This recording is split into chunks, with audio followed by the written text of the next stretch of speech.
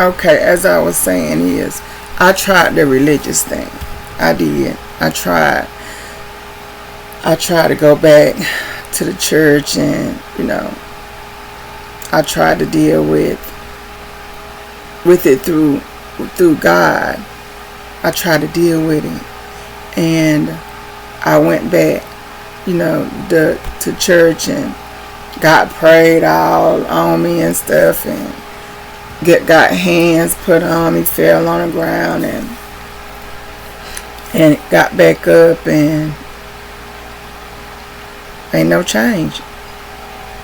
It wasn't no change, and I went back and started drinking again, and dealing with borderline personality disorder. It is like a sense of not knowing yourself, not knowing who you are. So I was like a walking snow globe every day. Emotions all over the place every day, not knowing how to deal with them or nothing. So I dealt with them the best that I could, and I ended up having to leave my family church because I wasn't wanted. I wasn't out. They let me know that I wasn't gonna never be a part of their family. I wasn't never gonna be part of my own family, and I ended up leaving. Now I'm dealing with depression again, and I'm talking about like a dark depression. Dark. Some people, they deal with depression and it just go away. But borderline personality disorder, we deal with depression on a whole nother level. On a whole nother level. It's like we go to a dark, dark place. And we stay there because in our minds we are worthless. We're nothing. When it's ourself. We think that we're just nothing.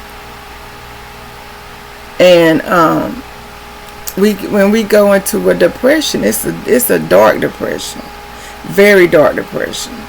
And did nobody understand it? Did nobody understand it? My mom didn't understand it. Nobody knew how dark I was. I couldn't get up out of bed. I barely could eat. The only thing that made me even focus or do anything was drugs and alcohol. I couldn't focus on my kids. My daughter had to take care of my son, my baby, because at that time I couldn't even get up and wash his clothes. Like, my oldest son, he was there trying to get me up out of the bed, and I just was at a very, very dark place, and did nobody understand it. I ain't even understand it.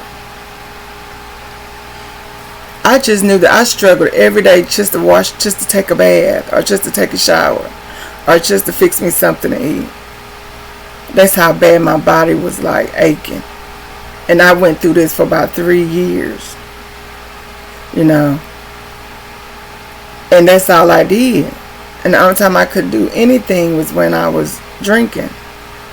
I finally got to a point where I just started going to school, and school was the only thing that was helping me stay sane, because I was going to school, getting my financial aid. I was, that was what was maintaining me, that and my children. And I ended up, going to Bible study at the school. Met a lady at the school. She helped me get into volunteer work at her church because I was getting a check from DSS, so I had to do some volunteer work. She helped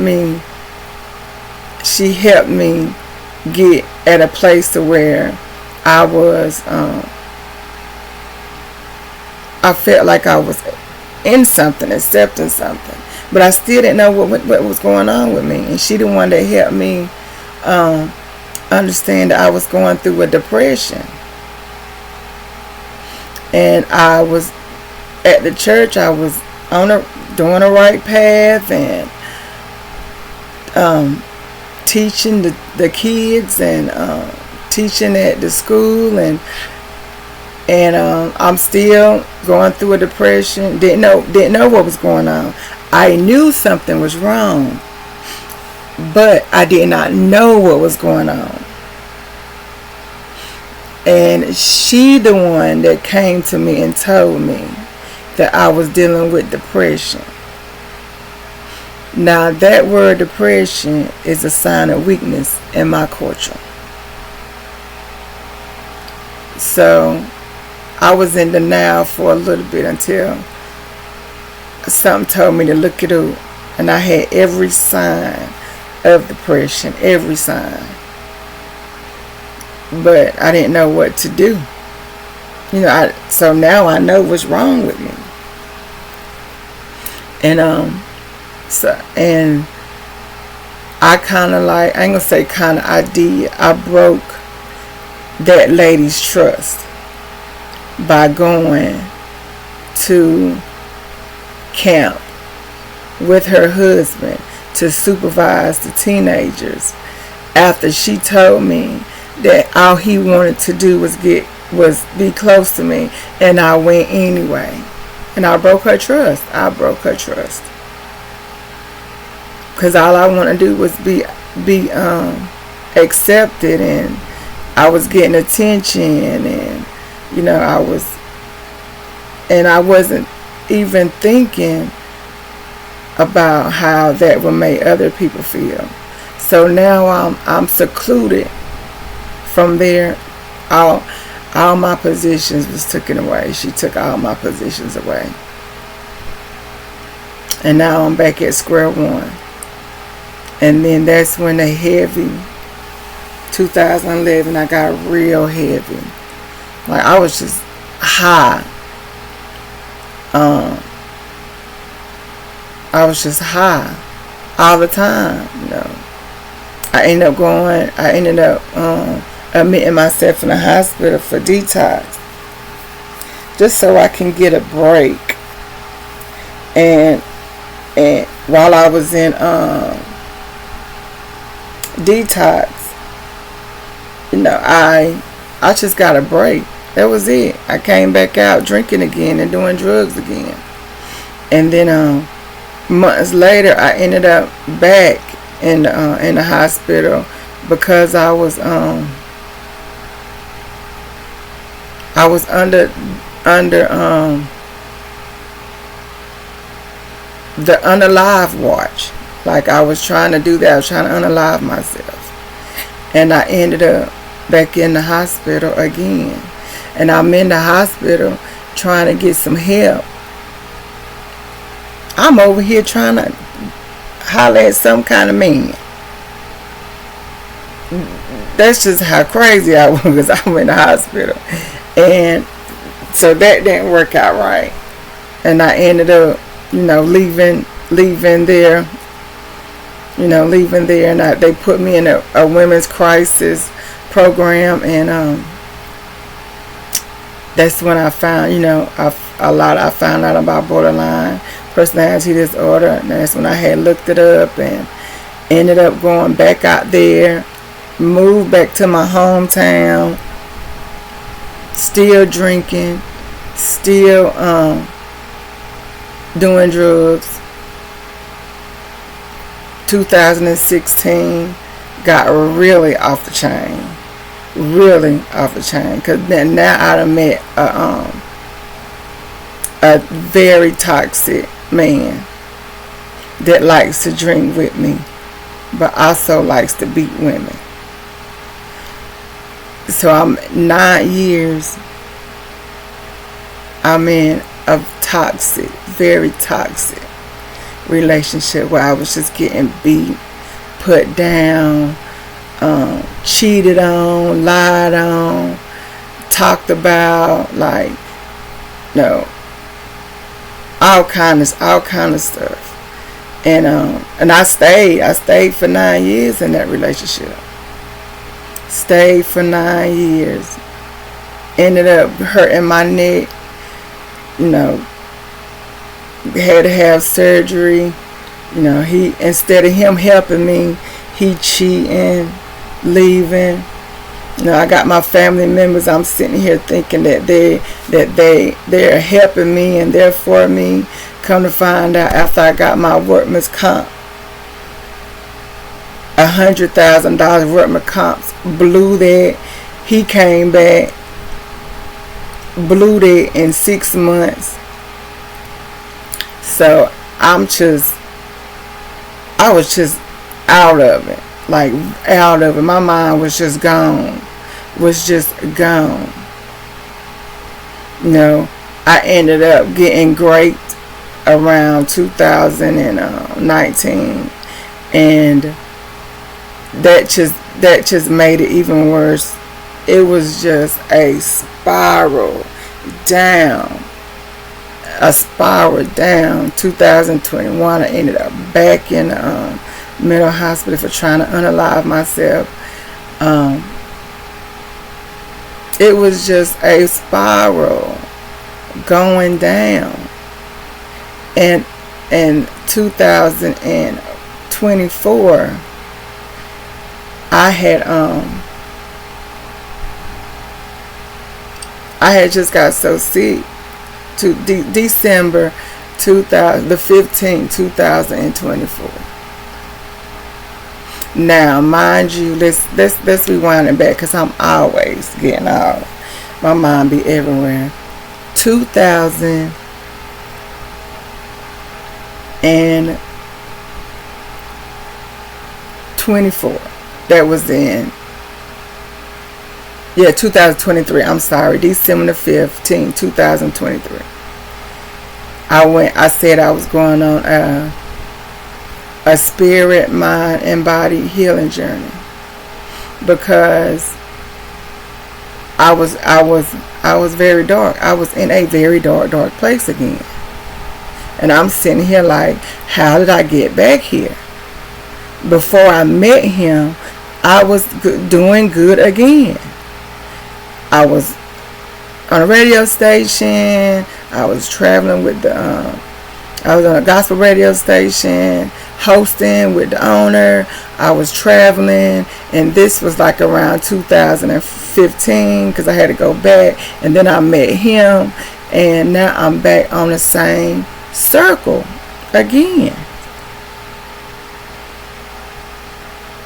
It was crazy, and I'm sitting here like, how in the hell did I get back here again? Every time I get myself back to a good place, I always allow a man or something come in my life. And he drunk just as much as I did. So our relationship was very toxic. Very, very toxic. At the beginning it was good. But when I think about it, it wasn't good at the beginning. And that's what I was telling myself. At the beginning it was good. It was not good at the beginning. Because he had his own stuff going on with his baby mama. I had my own stuff going on. So we ended up together toxic. And then I was, trying to get on the good path and wanting to be. He was a straight alcoholic. I'm talking about alcoholic. So I wanted to be with him. I was always an alcoholic. So we was partners together with drinking. I'm working. I started working, and he had left me to go back to his baby mama. All the red flags for him, I was green as hell, and I did not see it. I didn't see it. I was green. By then, I was just straight out in love, nose wide open. Moved them in a week later. My kids looking at me, they teenagers now, they looking at me like, Mama, what's wrong with you? You don't even know this man.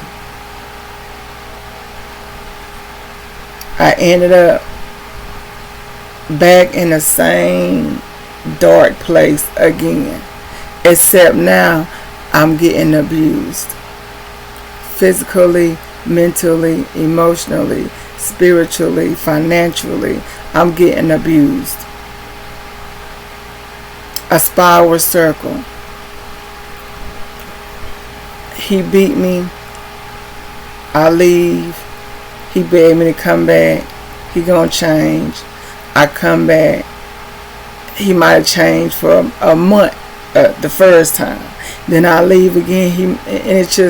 It became worse and worse. And then finally, he got so used to me leaving and coming back. It was like, shoot. That gave him every opportunity to go cheat. It was a spiral circle. And then when he was ready for me to come, I would leave, and he was doing his own thing. And now I'm in the hospital because I done hurt my neck working. He worked half, might work, and I'm working trying to take care of me and his children and my children, and it was a spiral circle over and over and over again. Then I got raped. It was a spiral, dark place. I was in a very dark place. Ended up getting in arguments and fights with my cousin, my family members, because I was at a dark place. And I ended up mentioning some things that I shouldn't have mentioned in front of her son because he didn't know. Got jumped on by her sister. That's when I ended up, back in the hospital again. That's when I found out I had PTSD. And I ended up having to go to a crisis center, another crisis center, to get help. And I ended up gaining all my weight back after I had gastric sleeve in 2017. It's 2022. The pandemic that came. I done gained majority of my weight back. Got back working. Another job. Started losing weight again. Ended up hurting my neck. Had to get a cervical fusion. And that's when, he never stopped beating me or abusing me. And I ended up again back in the same place again. Now I'm isolated because I done moved from living with my children, and now I am isolated. And now I'm by myself. I'm by myself with him and his family. And I'm in the house miserable. Like I was tortured in that apartment. Because it wasn't nobody in there but me. My daughter, she would come and see me, and but I was just getting abused left from right, cheated on left from right. In 2000, I got that money. He done left me for a whole nother woman. Once I got my money, he came back. That was gone in 6 months. He wouldn't work. I had to go back to work after I got my workman's comp. Now I got to go back to work. And I was again in a dark place. And I felt like I was alone. My cousins, my family members, they turned on me.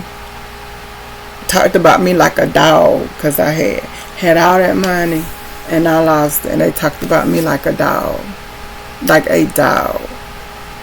Borrowed money, wouldn't pay it back, telling me when they gonna pay it back, and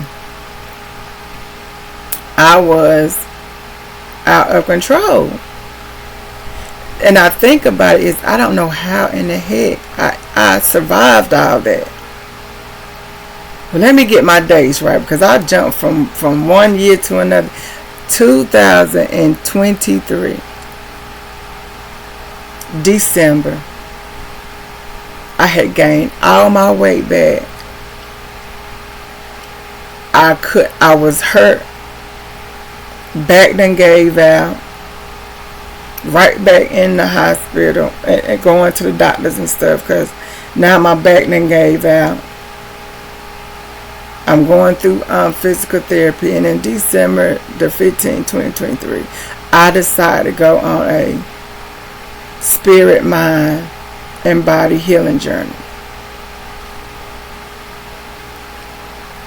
I wanted to lose weight. And I wanted to get my life back. But I didn't want to leave him. I figured if I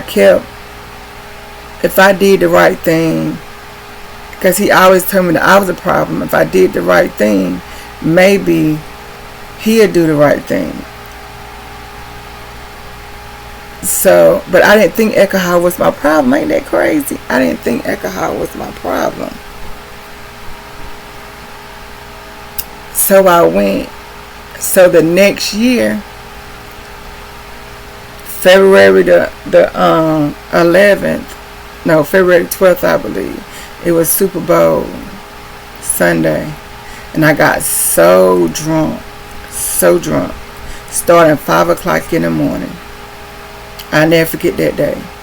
It was the 49ers and the oh my gosh, it'll come to me. And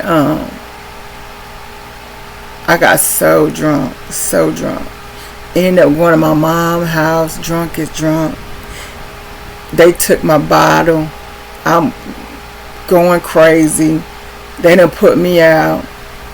How I made it to my brother's house, I don't know. Fighting him. And woke up the next morning on a dirty floor with a hangover. And I felt like shit.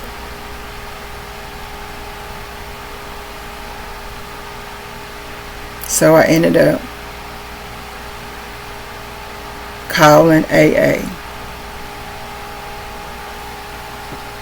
And I knew I had a problem. But I wasn't thinking it was alcohol at that time. But I ended up calling AA. Because now I know I got a problem. And I'm not in denial about it anymore. So I met up with a lady. And she was like old bougie white lady. Like she ain't never drunk in her life. Sat down and talked to her. And it was like she was telling me my story. Because she had went through. I finally found somebody that understood me. I ended up going to AA. And that's when I was starting to understand a little bit about myself. A little bit. But what it was them 7 months. Because I ended up relapsing when I was in 7 months. But that 7 months I was sober. It helped me see the true colors of this man.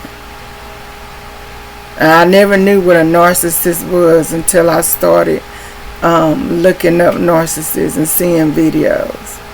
And I really started seeing the man true colors when I sobered up.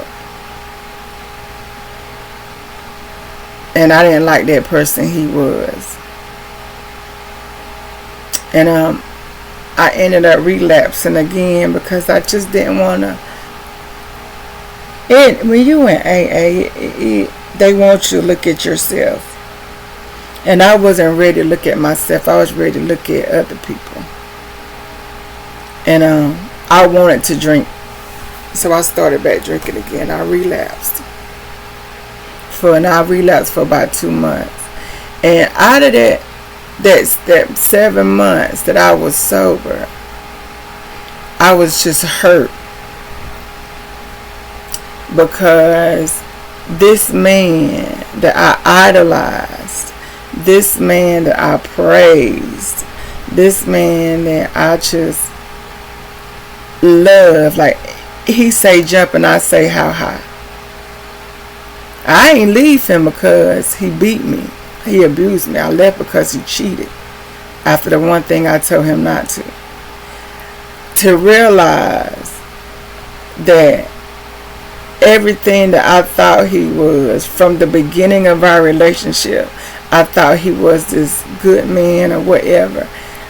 Realize that didn't never exist. He's always been an asshole. And that's another story, you know. He's always been an asshole. But when I was in AA and I was, you know, I was complaining and hurt about the awareness of this man. You know, people, they get tired of hearing that. They get tired of it. But anyway, I relapsed. I relapsed for about 2 months. For about 2 months. And January the 13th of this year, I came back, but I left. I had to leave South Carolina. I had to leave South Carolina. I had to leave my hometown. I had to leave my friend. I got 2 grandbabies, you know, and I had to leave because I didn't know who I was. Now I'm 45 years old and I have no idea who I am. Who I am. People always told me who I was, even him. And I left. I ended up coming to North Carolina.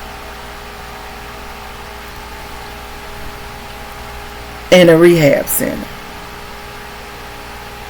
And then I ended up leaving the rehab and I ended up going into a treatment center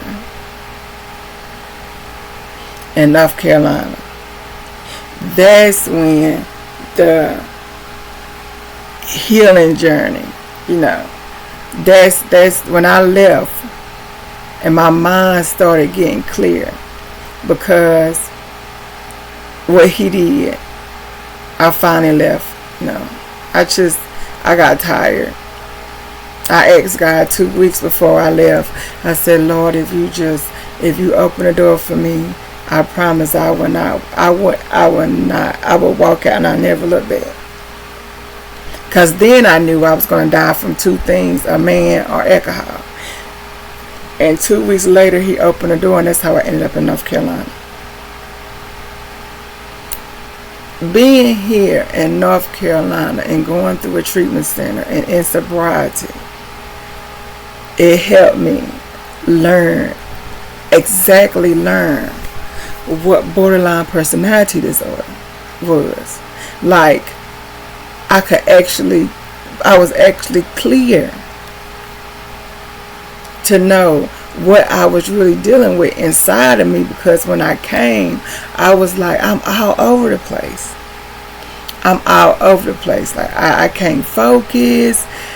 You know, I don't know how to feel. I don't know what to think. I was just all over the place. And you just imagine telling people this that don't understand. They understand the alcohol, the addiction side, but they didn't understand the mental health side. So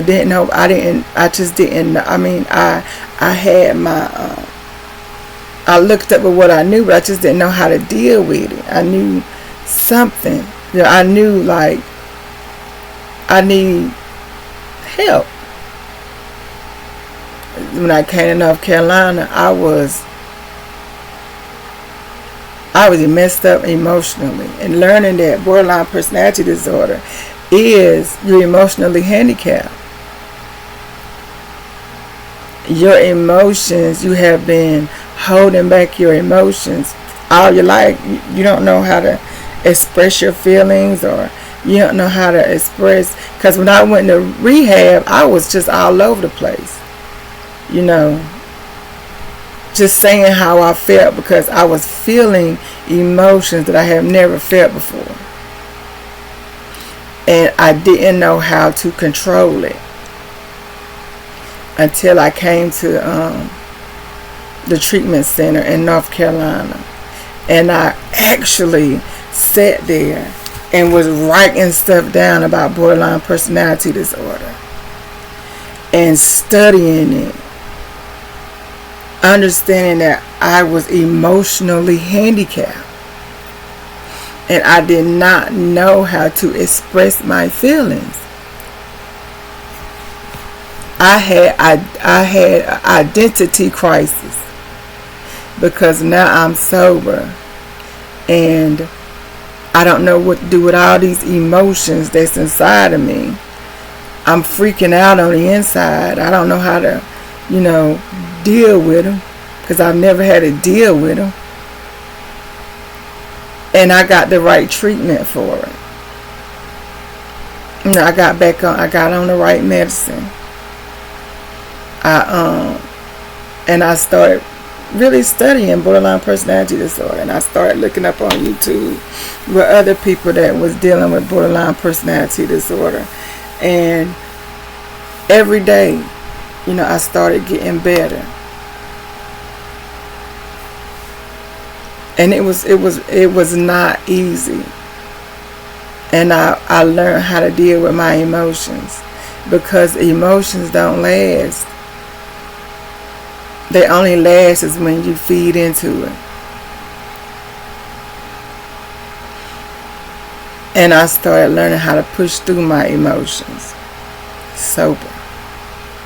So, I've been sober for like 8 months now.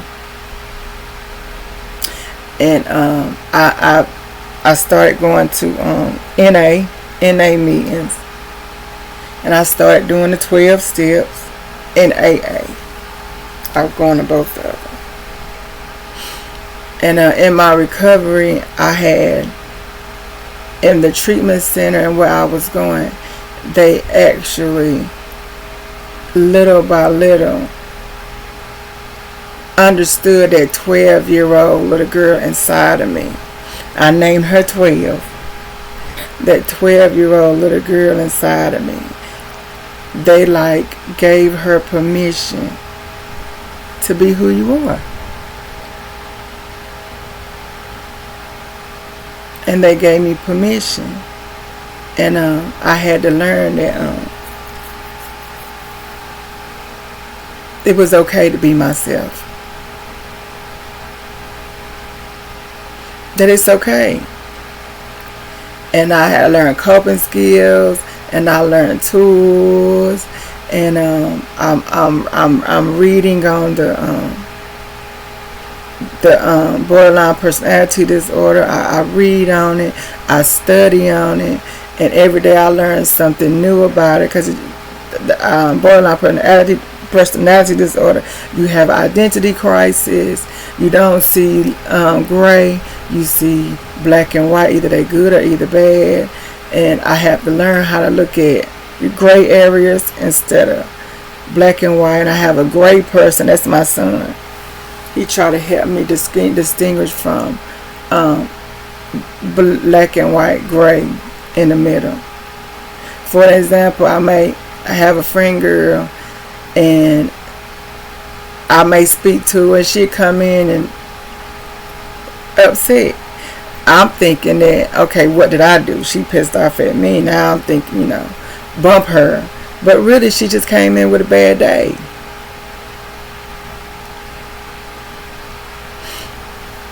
And that's the level that I'm on now. I'm trying to go, do a little school, because it's been real, but it's been nice. It's been nice. And every day I take it one day at a time. One day at a time. I have, this is, just a light story about going through borderline personality disorder and living with alcohol addiction. But this is only the beginning. Y'all have a blessed day. Part 2 of living with borderline personality disorder and alcohol addiction.